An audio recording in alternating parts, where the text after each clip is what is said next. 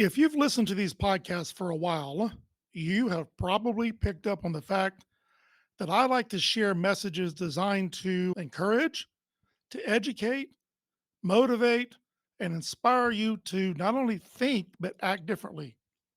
I'm typically a very positive minded person. Now, sure, sometimes I get frustrated, and like a lot of folks, I've got stress, but generally speaking, I try to always stay positive. Well, today I want to share with you a simple story designed to help you always look for the positive, even when things are messy. Let's help you always look for the pony in today's episode. This is the Debt Free Dad podcast, where we help normal, everyday people like you. That's right, like you, take control of your finances so you can live a happier, less stressful life. My name is Chris Hawkins, and I will be your host for today's episode. From 2005 to 2008, my wife and we paid off just under $100,000 in debt, and we've been debt free except for our house now for over 15 years. So back in December of 1993, I went to work as a manager trainee for Waffle House. And the training program was several months long, and it involved working with a training manager to prepare me for eventually taking over a store of my own with the goal of eventually becoming a district and then division and area and regional manager and moving up the ranks. Well, 1 week of that training involved going to the corporate headquarters for what was called Waffle House University. And that week, we received a lot of different gifts, for lack of a better term. And one of those items that we received was a simple, cheap little keychain. And it was round, it was yellow, and it had black writing on it, fitting with the Waffle House theme. And on it was written the words, "Where's the pony?" Now I still have that keychain somewhere. We moved recently, and I tried to find it for this episode to show it to you, but it said, "Where's the pony?" Well, about midweek, we learned why they gave us the keychain. The head of corporate training, who was our teacher for the week, he shared a story with us.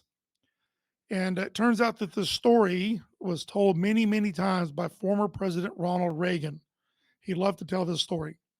So the story goes something like this. There were two twin brothers. One was a pessimist and the other was an optimist. And trying to understand why their boys were the way they were, the parents took them to a psychologist. And the psychologist decided to do an experiment. They started by taking the pessimist and putting him in a room with a bunch of the latest, coolest toys and said, "Go have fun." They came back a short time later only to find the boy in the corner not playing with the toys.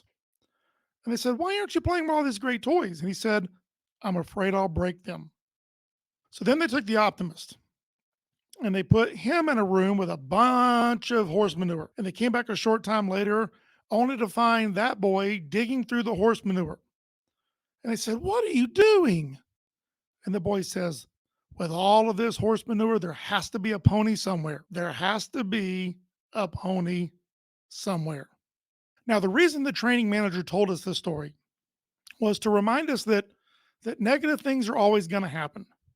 You're going to have people that don't show up for their shift. Customers are going to sometimes be unhappy. But in order to be successful, you have to learn from those negative events to help you and your employees improve.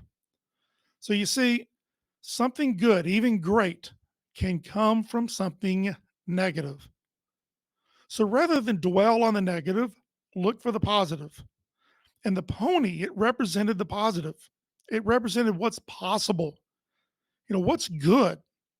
And so the saying, "Where's the pony?" is a reminder to stay positive. Now, some of you are saying, "Chris, there's no pony in that story." Well, sometimes in life, there is no pony. You're right. But the takeaway is that just asking, "Where's the pony?" is a trigger to remind you that you have a future. And that future is anything you want to make of it. So, in order to paint the future that you want, being positive is important. Not letting events or other people get you down, that is equally as important. Now, our youngest son, he struggled when he was young with how to react to what other kids said to him. So we took him to a therapist who helped him learn how to better cope in these situations. The therapist gave him a simple little necklace, and on this necklace was a very small rubber duck. And the therapist told him to wear it to school every day underneath his shirt. And she taught him the phrase, "It's water on a duck's back." She wanted him to think of the mean things that people said or the things that they did to him simply as water on a duck's back. The idea was to let it roll off and don't respond. And so the necklace, it was his physical reminder that one way to stay positive and look for the pony is when something negative happens, remember it doesn't define your future.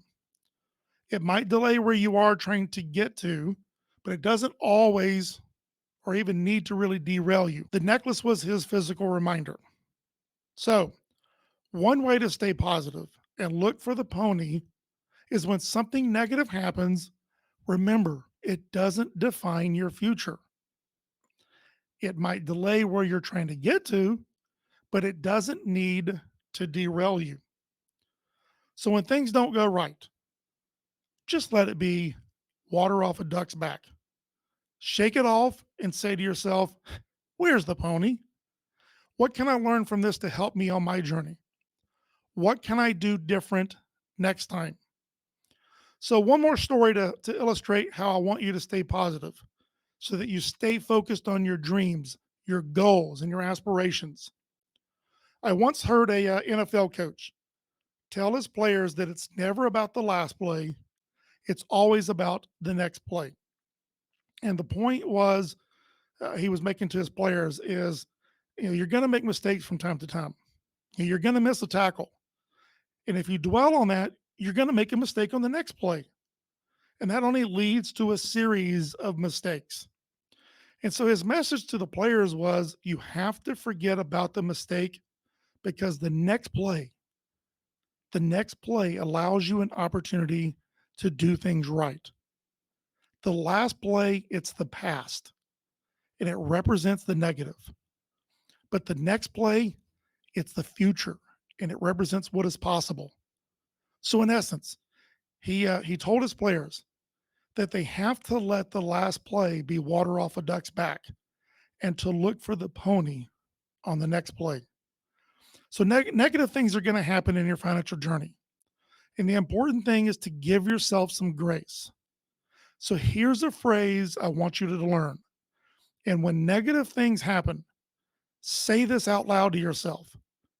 Don't just say it in your head, say it out loud. And the phrase is, it's water off a duck's back. It's never about the past, it's always about the future. Now let me go and find the pony.